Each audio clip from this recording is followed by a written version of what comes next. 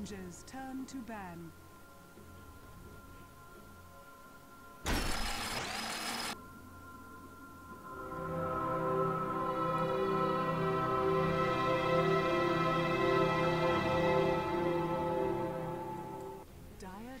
Ladies and gentlemen, welcome back to another Beyond Summit broadcast. This is Orange versus MUFC, part of the GEST challenge. We are in the winner bracket. This is game number 2, where Orange up 1 game 2-0. Last game, it was a total domination, starting from before the horn even started, because the first blood happened then.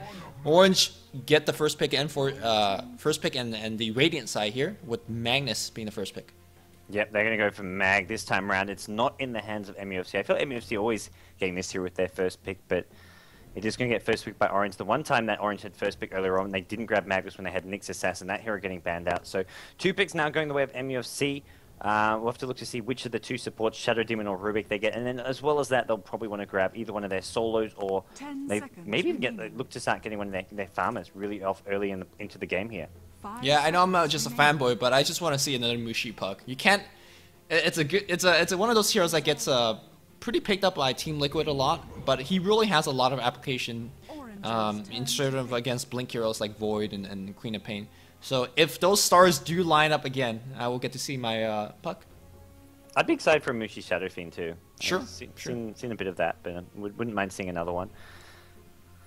Apart from that, I'm pretty open and easy. A Hyogon Tinker is always a lot of fun to watch, but Mushi Puck or SF, and I'll be a happy camper as well. So Enigma Rubik, right off the bat. I guess MUFC want to make sure they have one of the big team fight controllers of their own, with Mag already being picked up. So Enigma can go in the offlane, can go in the jungle. It's a pretty versatile pick all around for MUFC to be grabbing. Yeah, if you guys are wondering why Enigma hasn't seen as much play lately, because he's really known as quote-unquote the poor man Magnus. Why do you want to channel 4-second ultimate when you could have an instant 4-second ultimate from Magnus himself? That's why, I mean, obviously the heroes do vastly different things, but their ultimates do something similar. Obviously Enigma gives you a little bit better stunning power, gives you a little bit better pushing power, but gives you a decent mech holder as well, which is what we're going to see from this Enigma this particular game. But teamfight right now looking pretty scary for both sides.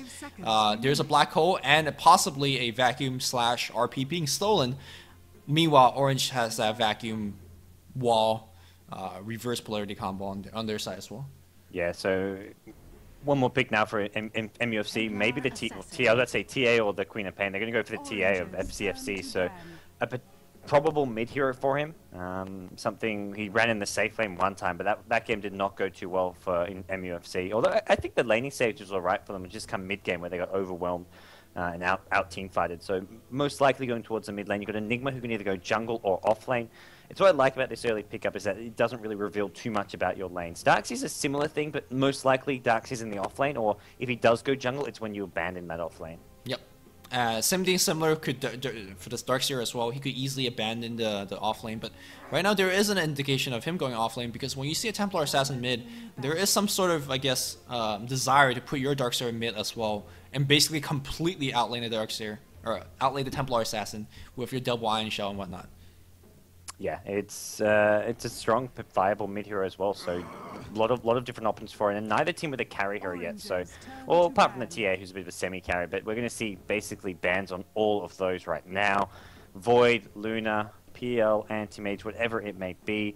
Would love to see another Morphling pick. That's the other thing I wouldn't mind. I guess it would be Mushi playing it most likely, because Mushi, I've seen him play Mag, and it's not really his hero Mag. It's LD has said it as well. Winter has said it himself as well. It's not really a hero that Mushi is. It's not nothing like his Puck. Puck is it's just too so easy. Much Magnus is too easy. Wow. Unless you're pressing 80 buttons. Mushi makes it look hard. I don't know. Well, he does. You know what I want to see too? Mushi's Invoker. That could be. That's a pretty hard hero to play. Can we just drop a meatball on top of that? Let's just suggest heroes. Yeah. I had Zenith coming into their Dota Talk League games with it. Instead of playing as Zenith, like they love to use all these troll names like TI7 champs or whatever it is.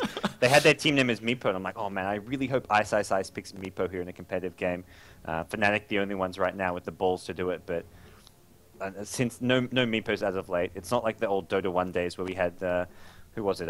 Tofu, or was it? Oh no, Chu playing Meepo all the time and like being like the best Meepo player of all time. Yeah, Chu, man, he's a legend.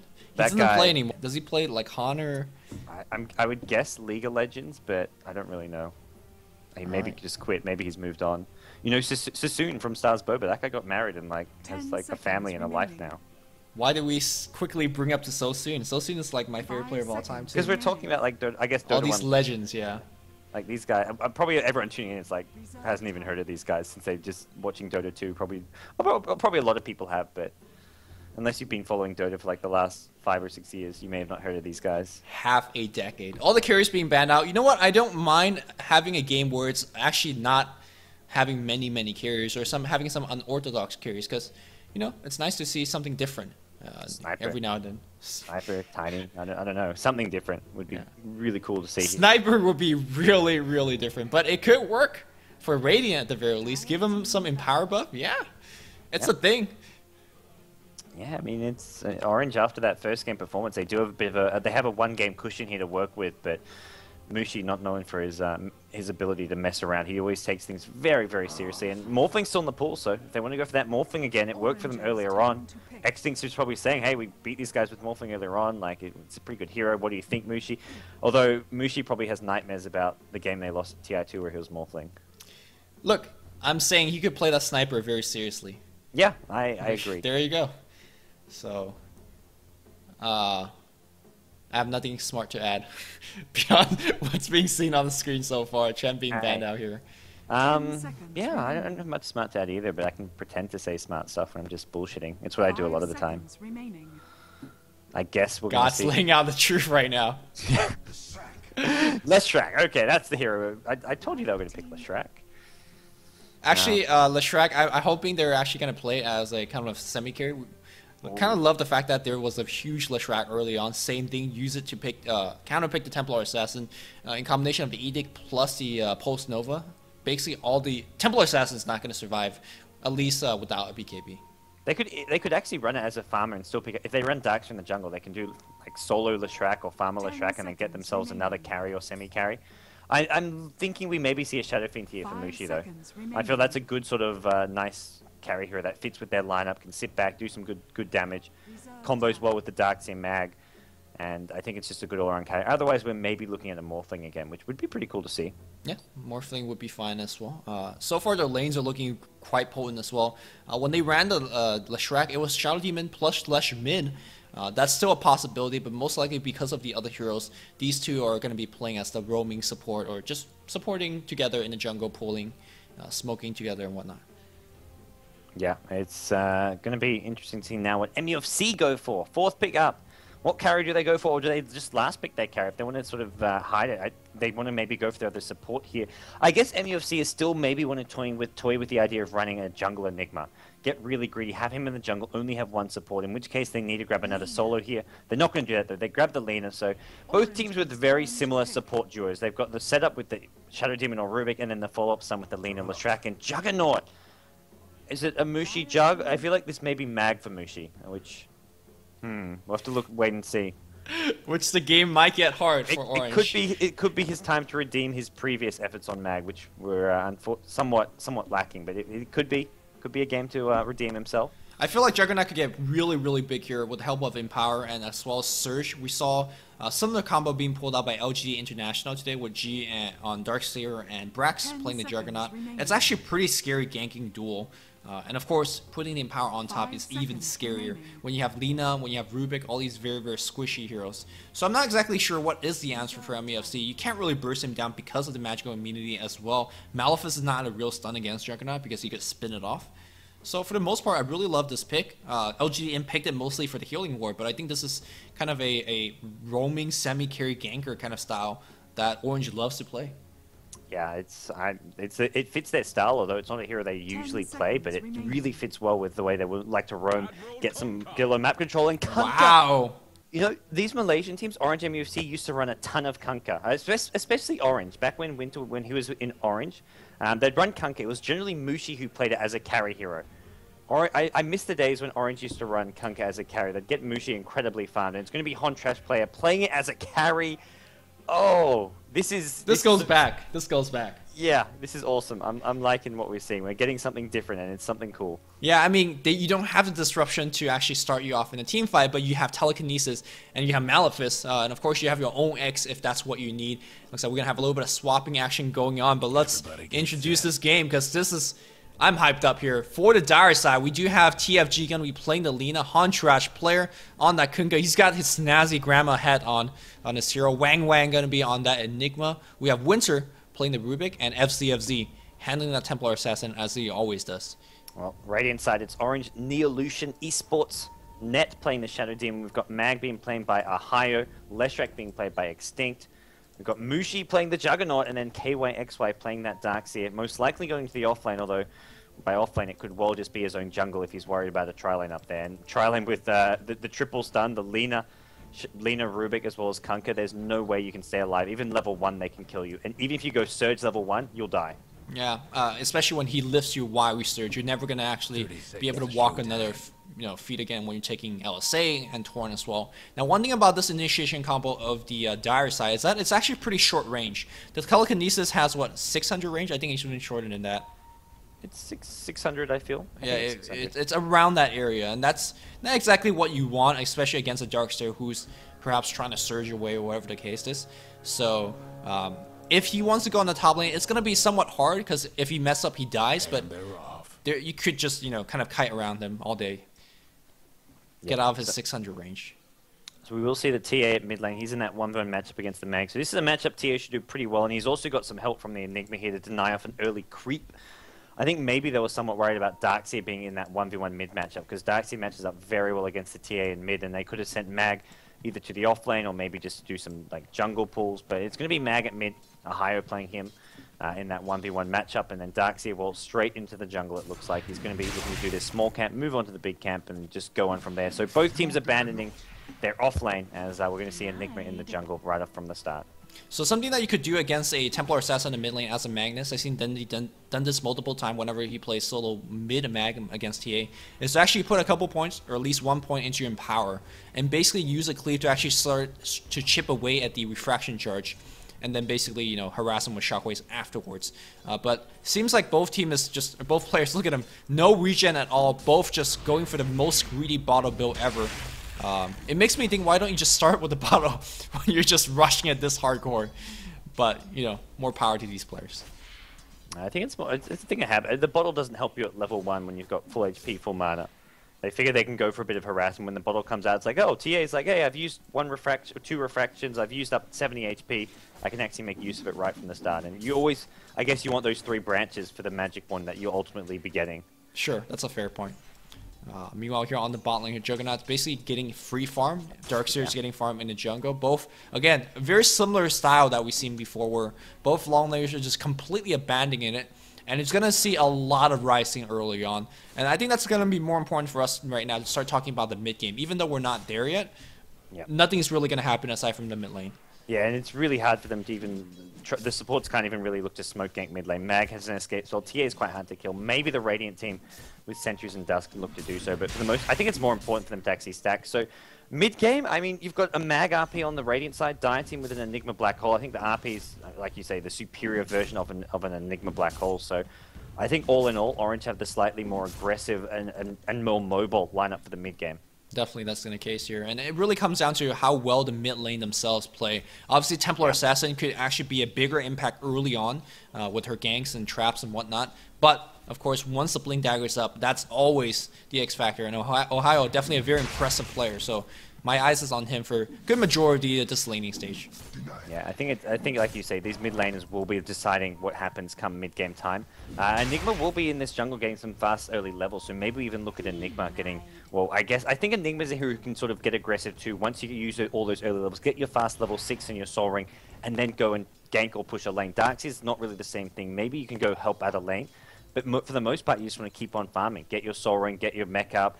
Darkseer's a bit more sort of farm and level dependent than an Enigma. Yep. Although, again, once he get his mech up, his team fights could be a lot more frequent. He could set up ganks for his allies and whatnot. But yeah, KYXY surging back to jungle after picking up the bottle. This could be a kind of a nice 2-man bottle cross. Both the Darkseer and the Magnus could be using that same courier going back and forth like this. Yeah, so we'll see. The Radiant team, they're looking to start, maybe even go for a fast tier 1. That's something both teams could do, but they're choosing not to. Is look to pressure the tier 1 towers fast in their safe lanes. With both lanes being abandoned, the Radiant team can look to just start 3-4 man pushing bottom. How are they going for Edict on Leshrac? Yep, they've got 1 point into Edict, so maybe at level 3 we see Leshrac coming to push this lane. He is going to do a pull here, so maybe he's going to try go for a double creep wave. And with that double creep wave, get this tier 1 tower, and theoretically 2 towers at this sort of 4-5 minute mark.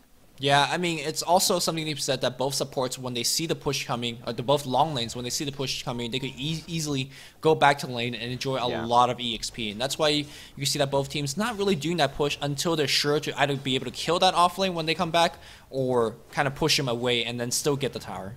Yeah, well, they're not going for the double pull, so I think this looks like the Radiant team going for a push at bottom lane. If they didn't want to push, they would have pulled that second camp, the Mud Golems, over to the little pool. So now there's a double creep wave at bottom. They've got no siege creep just now, but even without it, 2 points in Edict, and it looks like they are going to push here. They're gearing up. They've got 3 heroes here, so they should get at least a tier 1 tower, but it's mid lane. Darkseid's coming with the mag. They are going to be looking for a TA here. FZ. You can't hide in meld. There is Iron Shell damage, and well, this is going to be first blood. It looks like FZ gets out of range. Oh! Is there a refraction? Shockwave's gonna hit. No refraction just yet. That Iron Shell put on top. I think he almost missed that up because I don't know what the cooldown is for the refraction. Might have been coming out very, very soon. But a big kill here against Templar Assassin. When both lanes are gonna just farming like this, any solo kills you get against the mid lane or any ganks against the mid lane is just absolutely key. But here comes the rotation. Can they actually pick him up? He's low in terms of mana. There's a Malefice. Any demonic conversion? Nothing just yet. No LSA. Lift, and there's going to be the kill. Who's going to pick it up? It is going to be Enigma himself. Templar Assassin. Kind of annoyed that she was not able to pick that up, that kill. Yeah, well, Orange Esports, they're getting themselves their tier 1 bottom tower. Mushi actually went for a Soul Ring here, so he can just spam this healing wall to help give them some additional pushing power. And, well, they look to keep on pushing in for the tier 2. They've got the tier 1 with relative ease, and no rotations bottom just yet from the Dire team, although Orange, they don't know this for sure. It looks like Mushi quite happy to play very far up in this lane, especially now that he's level 6. He can afford to be very aggressive. I mean, he's got spin, so he's mostly safe against a lot of different spells. The only thing that he... yeah, well, the only thing he needs to worry about is the black hole, as it will actually kind of stop you within it. Looks like the glyph is going to get drawn out here. A teleportation is going to come from the Lina, and she's going to be able to hopefully pull back some of the creeps. But unfortunately, the range not fully being abused. There is also a wards on the ground, so Mushi could just tank this tower. And yeah, and they're going to just get that tier 2 for free. Let's see if Lina could get that deny. Yeah, Lina just sort of looking to poke around. Problem is, if you get too close, there is going to be a Juggernaut Omni side. Well, I would say, but there's going to be a disruption and that Lina's dead. If Mushi wants to go for it, no, he just want to get that free tower kill. He does get it. This is going to be a big goal lead here for the Radiant team. About 2,500. Meanwhile, back on the top lane here, KYXY back and ready to start to defend against this lane against Huntrash player. Huntrash player going for the very standard phase boot. Most likely going to be going for a Shadow Blade. Later on, KYXY is going to TP back out, and that's going to be meaning that this tower is dead. Radiant's top tower's hurting. Back in the mid lane here, looks like another very, very similar gank. Iron Shell on the Magnus, surging him back up. Radiant's top tower. And of course, your refraction charge being burned out completely.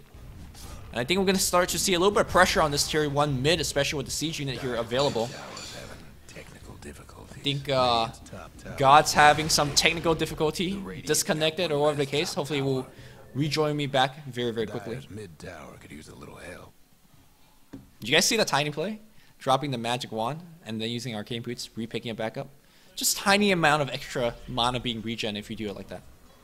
Tier 2 is going to be finished on the bot here, and Mushi already has a drum finish. So Soul Ring drums, a lot of early game small kind of items, getting ready to fully abuse this healing war as much as possible.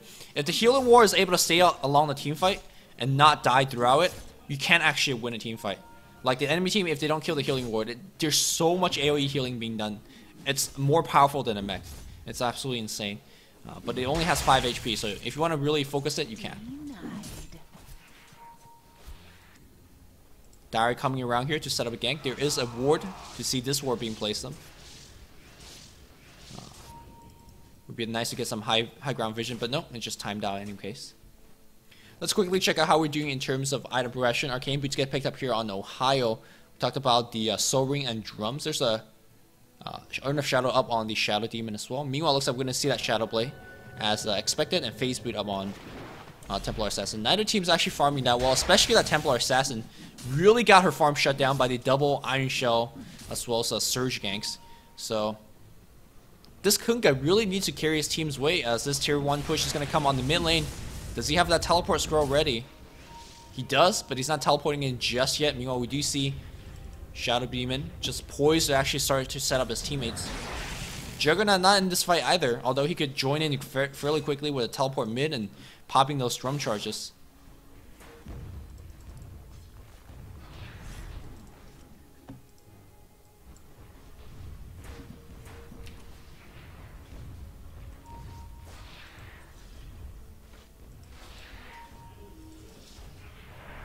Ooh, there's going to be a surge into a Soul Catcher being popped out. That's going to force a TP on Kunkka. And really, when you force a TP out of your carry like that, you expect to get something done. Whether you're chasing down a couple of kills, because you're losing a lot of value by not farming like Mushi is. By waiting for the last second to TP in as a carry, then you're going to get that extra creep wave. The person whom you're trying to reach is currently unavailable. Thank you, Please Skype. leave a message. Gods! Beyond the Summit for higher quality. Thank you for your donations. 3 or 4 people being clumped up on the mid lane here as we do see Mushi now teleporting up top. Again, all he wants to do is make sure to put on pressure on multiple towers. If he could draw a TP scroll away from the mid lane, that's when he'll TP mid and start to look towards and push that tower. Sentry Ward being put down on the mid lane. Did it have sight? How were they able to kill that trap? I guess the trap just got put down very, very quickly. Sentry Ward to deny your Sentry Ward. Nice, nice. But more importantly, to make sure that there is no detection uphill here. We do have a vacuum attempt up on the high ground. The Templar Assassin blocking that one away. You know the drill. So we weren't kidding when we said that there's not going to be many action happening up top as we see Mushi looking to spin away this creep wave to, again, put more pressure back in the mid lane. Down.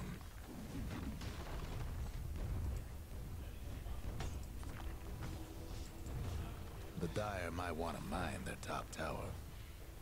Oh, here comes Mushi. Mushi's going to be really the X factor when this team fight's going to be breaking out. They see Wang's going to eat a stun to the face. Look at the damage output, though. Can he get picked up? A Juggernaut's going to come from behind. A hit into spin, which should do it. No, he's going to use the Omni Slash to steal the deal. Any RP just yet? No, looks like Shadow Demon's done, but the huge RP, that's going to be on 3. The Iron Shell's going to be on top. And right now, MUFC just getting team wiped. That's a 4-for-2 trade, excuse me. Looks like they want a little bit more on top of that. FZ should be able to TP out, but the vacuum's cooling down in 5 seconds. He's going to use that Mail Strike and should be fine.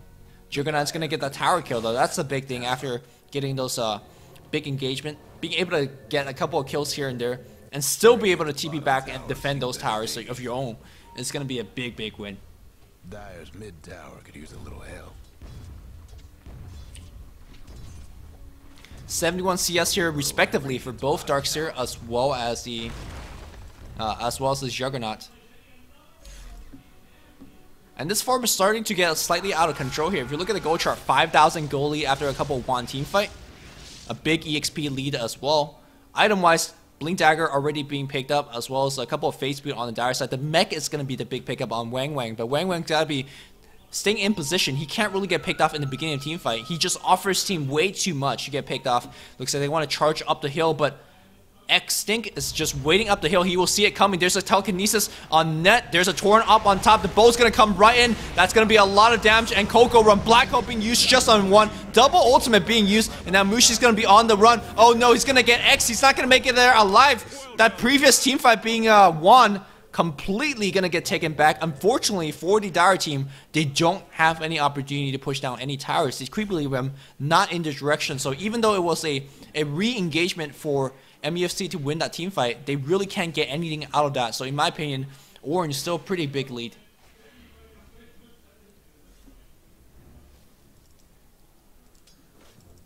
TFG looking for a couple points of level as well. And it looks like Gods is finally back. Welcome back, Gods. Yo, can the Kunkka actually do this, man? Orange. There's some glimmer of hope. How was that Chipotle? Mid tower. Chipotle's good. Got myself a nice big fat burrito bowl. Steak, extra cheese, Good to know that the donation money being used to supersize your meals. Yeah, I mean, we got so much from the contributions, I don't even have to cast games anymore. Looks like we have Shadow Demon Disruption, TFG trapped between illusions, a creep, and whole bunch of trees. And when you're a girl with your back in the jungle being met up by 3-man gangs, ending cannot be well. Well, Shadowblade Kunkka is now online. On Trash Play is ready to go. He's 2-1-2. He's having a good game. He's got some decent farm here. I've got faith in the Hon Trash Player Kunkka. I do too. Those bolts, I mean, pretty big damage. It's something to be said. Coco Rum's actually one of the most underrated ability. The fact that you take your damage much later. That's actually so good against a hero like Leshrac, against you know, the burst damage dealer like Darkster and the Omni Slash from Juggernaut. You drop all your AoE spells, you're like, why aren't they dying? They kill you now, they retreat with like no HP, and eventually they outlast you in a sense. But for now, MUFC is going to lose that tier 2 up top. Well, MUFC trying to go for a bit of a cannon push up bottom lane, but Darkseer is there to hold things off, and he's got backup on Ray with Shadow Demon scouting things out in the trees here. Kunkka just going to Shadow Blade away, it looks like, rather than try and go in. And the tier 1 bottom tower not going to be harmed. So more map control going the way of Orange. They've only got one tower left to take in the mid lane before they look to try breach the MUFC base, which is unfortunate for MUFC, not to mention Orange can start thinking about Roshan as well. So MUFC, they've got to really start finding some good team fights to go their way. Yeah, and it's going to be hard to find these team fights. Mushi going to be very mobile with his drums, working on that Shadow Blade. Of course, would empower whenever he finds a solo kill, Omni Slash is going to easily give him that kill. Meanwhile, if you look at the Dire hero, they have some decent mobility hero as well from the Kunkka, and as well as the Templar Assassin, but they can't really solo kill as easily as Mushi is, and because of that, they have to concede these farm that Mushi's getting in their jungle. Yeah, it's they're losing out if they're not fighting. They're just falling further and further behind as far as having heroes farm their jungle, having nowhere to farm. They're forced to stick together 4 as 5. So if you're sticking together, you may as well be looking for fights or at least getting some pickoffs, maybe a smoke gang, rather than sticking back, stuck as 5. You're not really achieving a whole lot. So I feel MUFC, they need to start looking to. I mean, if the mistakes aren't really coming from Orange. They just have to try and make something happen here at this point. MUFC go for a big 5-man smoke gang even. Yeah, I think if they could grab the Darkseer, that's going to be the key grab because he does have big AoE as well as some mech. Unfortunately, you can see that good positioning here from Ohio, just waiting for that initiation to happen. If they jump on the rest of the team, that RP is going to be huge. Here comes FZ, blow up a couple creep waves, kill that ward, and trying to defend this. I feel like the Dire does have pretty decent AoE. They should be able to defend against pushes relatively easily with between Dragon Slave, Fable, as well as Torrents. But they're having a lot of trouble, and their outer tower is just getting slowly picked off. Yeah, and this is, I mean, it's just a tier 2 for them, but it's just sort of a sign of what's to come. We can see Orange looking to take down Roshan, and a little drawing on the map. Are they going for the big wraparound smoke gank? It sure looks like it. TA is going to stay in front, but this could reveal the fact that they are in fact smoked up, though. If they saw that TA come out of smoke, they may be going to expect this big wraparound, but right now it looks like they're not. They need to get this mag first. And they're hiding so well under the trees. They want to cut through. The smoke's coming right in. Han Trash player running in. Do they see the 4? Yes, they see it. They got a Torrent. They got a bow. They lift them. Omni Slash. Black Hole's going to get dropped. Boat's going to be on top. And they don't get any of it. Coco Rum's going to be top, helping them survive, but it's just damage output not being missed. Man, these stuns are all missing. Han Trash players still high HP, but they're just backing off. At the end of all the fire, all the missed stuns, the Radiant up a hero. All the missed stuns, all the missed ultimates, and yeah, a 1-for-2 trade. Support's mostly going down, well, supports as well as a mag going down. But wow, what a crazy team fight, but they just couldn't quite land with the big 4-5 man black hole. It caught Mushi, but it didn't catch the rest of the key heroes. Ooh, vacuum backwards here, and FTFZ. Gotta be somewhat careful. I do believe that Han Trash player and his team could hold this, especially if they get a trap or X combo. There's a teleportation scroll coming back in, but they just didn't want to go for the kill. They've got boat back up now. Han Trash player, such a short cooldown on it as well. It's just so spammable. You can basically just use it for solo kills, use it just whenever it's up, and we're seeing it now online again. So MUFC, are they actually going to go into the Roshan pit? Very smart play. Using the Maelstrom, they have the damage output from those Eidolons and from Kunkka. Those Eidolons will split after 6 hits. And if they sneak this one, I don't think they're going to be in a huge advantage, but that's going to allow either Han Trash player or FZFC to jump in. And like I said previously, MUFC is having difficulty to initiate, because if they do initiate, they will get counter-initiate big time by that Magnus. But having the Aegis up will allow the Templar Stetson to kind of go crazy and basically force that Magnus hand. If he jumps too early, he's going to get counter-initiated by the Torrent Bolt combo. Yeah, and Hontrash players decided he's going to roll the dice. He's going straight crit. He's going to be basically hoping and praying for that big one-hit cleave to go down in a team fight. And hey, when you're behind, why not bank on something like that? For MUFC, they need something big. They need something with a bit of luck to go their way. And a Kunkka with a crit and with a cleave and a crit and a Shadow Blade, well, that's one thing which can work in your favor. There is something to be said that now no longer you can crit out of the Shadow Blade extra bonus damage hit, so that's a slight nerve against Kunkka, to say the least, if he's going for the Hail Mary crit build, which seems to be the case. It looks like he's going to snipe up a tier 1 basically for free, but as a result, are they going to lose a tier 2? I think so. The tower's too low, they don't even have glyph. It's going to be a trade, and not only a trade that MUFC wanted to make, but they don't have too much options. Yeah, that tier 2 tower of theirs was just really, really low already, so I think they just accepted that it was going to go down regardless. The tier 1 at bottom was low, but they had to push out the lane and put a lot of effort into bringing it down. So they pick up the Crystallis on the Kunkka. The Hail Mary has been thrown. The question is anybody going to catch it right now? And KYXY, he's at the bottom lane just looking to push things out. And next team fight, we have to keep a close eye on this Kunkka.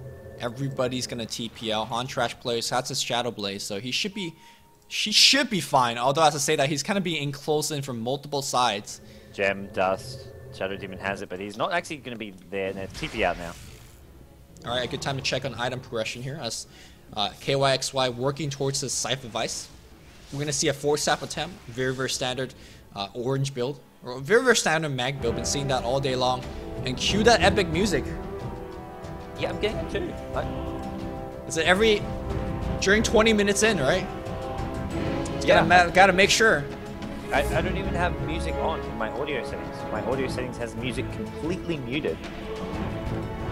Look, League of Legends, 20 minutes in, game's over. Dota 2, 20 minutes in, epic fucking music. I don't know which League of Legends you've been watching, but most games go over a lot longer than 20 minutes. Well, music gone. Did your music just cut out? It just cut out, just like completely dead. I have also noticed that there's different variation of the music. There's multiple epic tracks. Yeah. And But better analogy would be League of Legends 20 minute in, first blood happens. Well, let's cut it back. Let's cut it back. Yeah. I don't know about you, but anyways, let's cut it back indeed. We're going to see KYXY start the side of the Vice. As mentioned, his item progression is looking really good for Orange Esports right now. 4-0-4 on him, and MUFC just don't have anything really similar for themselves. TA has just picked up a BKB, so we've got the slightly stronger ability to team fight there, but he still has to find a hero. He hasn't got a Blink Dagger, so he's going to walk on in, try to get a big meld attack on one of the squishier heroes, easy to kill targets like Shadow Demon or Leshrac, and try to bring him down nice and fast. Yeah, I wonder if the MUFC plan is saying that, you know what, right now we don't have the best late game item progression. We have a level disadvantage, we have a gold disadvantage, and all of that stuff. Why don't we just go for the late game? I feel like the late game is probably a little bit better for MUFC. Their supports is still going to be good at late game. The spell steal is going to be great. Of course, the Laguna Blade is still a very respectable nuke. I mean, if you look at the other side, there is a Juggernaut. He's not exactly known for his late game carry. Now, he's going to get bailed out by having Empower on top. Darkseer and RP is going to be great assets to your team. But for the most part, I feel like FZFZ and Hontrash Pro might just out-carry that. Yeah, it's going to be tough, but it's definitely possible. And Kunkka, I mean, he scales really well going into the late game. And right now, Invasion MUFC, they're looking for those pickups. They're looking for KYXY. He's surged up. They're going to try to find those opening. Midnight Pulse, that's not where he is. And Tier 1 Town now going to be brought down. But it looks like Orange are in position to maybe try and make a play for this. There's a Blink 4-star on Magnus. Can they get in there? Purge can go on FCFC. He's got a BKB as well as an Aegis. Looks like he's been completely ignored. Mushi on the background takes out Winter though. So right off the bat, Orange have themselves a one-hero advantage. Boat being dropped here as well as a wall of replica. Is this going to be enough? KYXY stunned up by the Lina, and right now, all said and done, not a whole lot of heroes actually taking a fall just yet. It looks like FCFC still sitting on that agent. He's finally being focused. PGG! PGG Black Hole! We've seen the Lotus Spheres, now we're seeing the PGGs, and RP from Ohio! That is no PGG RP, perfect RP, wins Orange Esports a fight, and they're not done. Leshrac with the damage over time. FC's already lost its Aegis, but Leshrac, he just goes into his own death. FCFC, he knows when he can fight, but unfortunately, this is not a fight he can win. Yeah, FCFC just being trapped between trees and a whole bunch of heroes as well. That team fight, all said and done, Radiant came out full ahead. They traded one support for basically 5 kills. Because the Aegis was used as well. No, 6 kills as Rubik died. I mean, when everybody whiffs ultimate, I think the boat was whiffed, the wall was whiffed, the black hole whiffed. When you hit a 3-man RP, that really will seal the deal. Massive ping going on Mushi, but Mushi too damn hard to take down here. Did he steal? No, he did not steal anything. Empower's actually pretty decent. They're gonna lift KYXY, they're gonna throw him back, and will that be enough? Looks like Ohio blink back in as well. Teleportation, that's gonna be from Kunkka. He will have boat available to go. And here we go. He's raising a sword. He's got a Shadow Blade. Is he gonna torrent boat action? Mushi's being hunted. Oh, there's the X. He doesn't. Nope. Is he gonna go for it? His team is fighting elsewhere. His team is somewhat distracted. There's your X on Mushi, trying to follow, but the rest of his team are busy fighting, and Leshred brings down Rubik. Net gonna get it purged off on Lina as well. This looks like Lina going down. Wang Wang really low. Laguna Blade just in time gets himself a kill on the Shadow Demon, but still goes down. Gem gets picked up once again by the Leshrac, and well, Mushi, it looked like he handled his fight with the Kunkka perfectly fine there. Yeah, I mean, he does more damage right now. He has better items, and that boat did hit on a couple of supports, but eventually wasn't enough. And Radiant says, all right, our HP is pretty decent because we have the OP imbalance that is known as the healing ward, and we're going to keep on pushing. Yeah, this healing ward has allowed Orange Esports just to continually fight time and time again. They don't have to worry about having lots of small clashes. They just heal themselves up in between. Tia going to pop a BKB, try go on the left rack here, but just not enough damage. T3 tower goes down. Orange back off a little bit. They can wait for the healing ward, then re-engage. It looks like they don't even really need it right now. It's just the mag who's a bit low, but he's got RP up, so Blink RP skewer, and we're looking pretty good. Yep. And I wonder what the plan is for MUFC. I think at this point, all the option available to them right now is gone, and they just have to pray for an ultra late game. Basically says you have a big lead right now, and hopefully the lead will be lessened over time as we get more parity in terms of farm. But I'm not sure if the Radiant is going to give them that time. It doesn't look like it. They're smoked up. They're trying to find opening. They're going to catch a straggler, and it's Winter perhaps. Is there a surge or a vacuum? Yep, vacuum back. Just catches him into the split earth. Perfectly timed together. Winter, he's going to get mexed up. RP is there. That's going to help bring down Wang Wang, who's got no black hole anyways. Laguna Blade, boat from the low ground. He gets forced up out. Ohio dodges it. It's just Mushi gets caught, and he's not really going to be too worried about that. Healing ward gets dropped, so Orange, they're healing themselves back up. The OP healing ward for the win. FCFC gets burst down, and it looks like this could be the end of the road for MUFC. They're just getting brought down one by one right now. Lina going to be the next to take a fall. Vacuum in. Hon Trash Player now can just Shadow Blade away. Run for his life. Oh, but they know where he is. No, they don't even care. They're going to focus on the racks. Outdoor, backdoor regen. A little bit too OP for these guys, so they're going to have to back off. Pings a big creep wave and push it back in. Yep, that was not working, unfortunately. But they've got the creep wave coming now, and well, heroes are going to be respawning. It's just going to be Lina and TA dead, it looks like, by the time the creep wave gets her. And Mushi, TP's bottom? Oh, okay. Okay, Mushi. It looks like they're backing off. Can't lose that value. There's also a creep wave up top. Somebody's got to take that. It looks like they want to play with their food a bit longer. That's definitely the most accurate way to put it, because this game sort of out of reach at this point. Yeah, I mean, it's not over. You've still got Raxus up, and you've still got a Kunkka with a Crystal, a Ghost Scepter now, so he's not even going for the full... at this point, I feel he should have just gone for the full Daedalus. I guess he wants the Ghost Scepter to help deal with the Omni Slash, but it seems like it's only for the Omni Slash. It's not going to actually... Sure, maybe you survive an Omni Slash, but that doesn't win you a team fight. The Omni Slash isn't what's winning Orange Esports this game. It's not even... Even if Juggernaut only has 3 skills at this point in the game, Orange Esports is still in a decisive position. You need something to actually make plays happen, and that could be a Daedalus, but he decides to go for the Ghost Scepter instead. Gotta go for that late game shotgun build. Yeah. Kunkka shotgun. He's a pirate. Oh, I don't know how that one works. I don't either, but I don't think... Well, I guess modern day pirates might carry shotguns. yeah, there you go. Like, I'm thinking in my head like, what? Pirates have shotguns? They have pistols, right? Yeah, well, like, yeah, revolvers, I guess. Revolvers, yeah. Whatever they are. Definitely not shotguns, but yeah, I mean, your Raxus is still up, so might as well keep farming. Shadowblade allows you to basically be a global farmer. Tidebringer is one of the best farming skills, passive in the game. Every 4 seconds, you blow up a creep wave, you could split push here and there, but they're just waiting for Orange to come to them, and hopefully Orange somehow miraculously lose like 14 fights in a row. That's the only way for MUFC to come back. Yeah, it seems it's going to take some really a lot of overconfidence from Orange and a lot of silly little mistakes here. Orange are going to grab themselves an Aegis, it looks like, as well. Are you still with?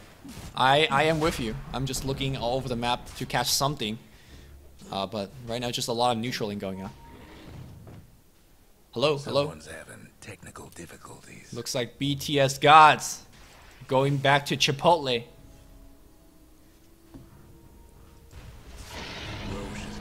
Meanwhile, Orange Esports gonna claim up himself the Aegis, and I do believe the GG push is coming back in.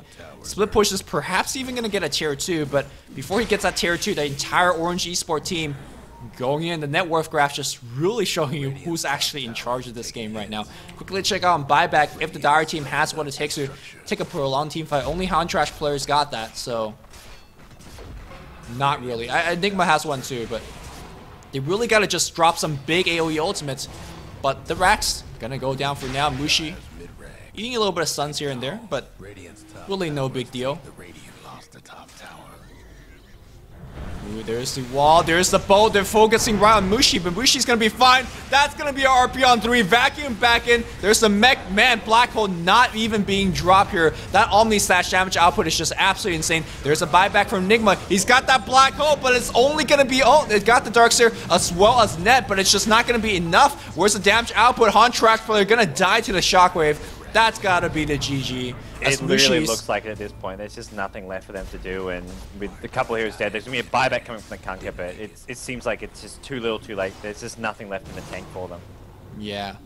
And of course, I gotta say though, Ohio's Magnus has been extremely, extremely impressive. Yeah, not just his Magnus. Yesterday it was his Brewmaster, his Tinker, everything he's played. He's been just so consistent, and not just like that sort of guy who's consistent, just sits back, does his job. He's making plays every single game, making stuff happen, winning team fights with his initiations. Yep. Wang Wang getting picked off, and we're gonna expect the GG to come out anytime soon. If you're a fan of MUFC, they're not out of the tournament just yet. They'll be dropped down to the losers bracket, which should have to beat LGD International. That should actually be a very, very good match to cast and watch as well. Yeah, two teams who I don't think have actually met, well, at least not in a long, long time. They met in the last GEST challenge and had a really nice 3-game series, but that was a different MUFC roster. The new MUFC roster has not met LGD International. MUFC are going to call GG, and well, that is it for MUFC in the winner bracket. They dropped down versus LGD International in the loser bracket finals at 6 PM Singapore time tomorrow. That's 11 AM CET. And then right after that, we have our best of 5 grand finals where Orange Esports will be awaiting the winner. Hail Mary Torrent Bolts. That one whiffs as well. Hail Mary Black Hole on cooldown. Oh. And RP, well, it's there once again. Everything is always there for Orange Esports. The ultra kill in the fountain for Mushi. And he's going to go for the rampage. He's going to get that rampage. Grit, go. Grit, grit, grit, grit. Oh, shadow play. Somebody buy wards. Mushi getting played. There's Dust. Nope. He's been denied. Oh, Hantrash player is going to come back in. TP out. Nah, it's too late now. He buys less later. Lost. He picks it up. He bought a Ghost Scepter Mushi just so he can go for some bound and diving. Oh, there's your Blink Skewer. They bring it. They do end up getting Hantrash player. Mushi unfortunately Ghost Scepter up, can't attack. Oh wow, what an entertaining finish at least to a somewhat close game, at least from the start, but once Orange got going, they get going, and they complete a 4-0 of MUFC today. 2 best of 3s, both of which they won 2 games to nothing, so Mushi can be really happy with how his team is done, especially after the last time they met, back in the Dota Talk League. It was MUFC, back then known as ABC, led by Winter, who took down Orange Esports 2 games to 1. So a bit of revenge coming out from Orange Esports today as they 4-0 sweep MUFC. The other impressive thing is the way that Orange did it. It seems like they ran relatively similar but still different strat every time. We've seen the Juggernaut here, we saw Tinker earlier, we saw Morphling, so it shows you that Orange definitely's got some depth. And that's going to be key, facing whether it's MUFC that makes it to the final again, or LGD International. At this point, they basically beat the other 2 teams that they're going to be waiting to play eventually, so they got to feel extremely confident going into the finals of the GST Challenge. Yeah, so guys, that'll be all back tomorrow.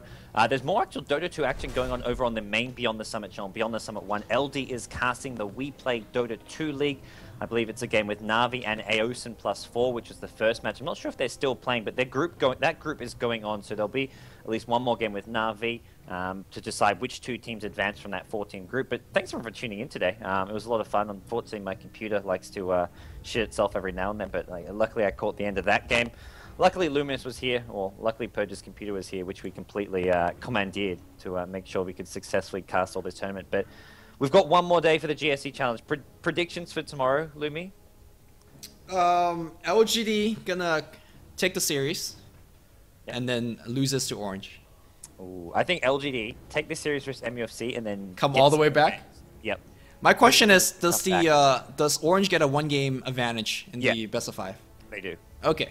I still think LGD win the. I think it goes 3-2 to LGD. They'll lose 1 game and then they'll win 3. Oh wow, predicting the full 5-game series. All right, and again, you could tune in to Beyond the Summit, the main stream or the second stream tomorrow, because I'm not sure, because we have a lot of stuff to cast. I'm not sure. I think it might actually be on the mainstream tomorrow. Beyond the Summit 1. We'll let you guys know on Twitter, Facebook, etc. Follow Beyond the Summit on Twitter, which is twitter.com/BeyondTheSummit or Facebook.com/BeyondTheSummitTV. I think it might be on the mainstream. I don't think we have much to cast apart from GSD Challenge. Maybe to not confuse people, we'll keep it here. But I think it'll be on the mainstream, so count on that. But I think most people who tune into Beyond the Summit 2 know there's a Beyond the Summit 1 channel and would check it out anyways, hopefully at least. All right, there you have it. Hope you guys enjoyed the broadcast. I am Luminous Inverse everywhere, Facebook, YouTube, and Twitter. Be sure to follow there. And of course, Gods from BTS Gods on Twitter, as well as GGNet Gods on Facebook.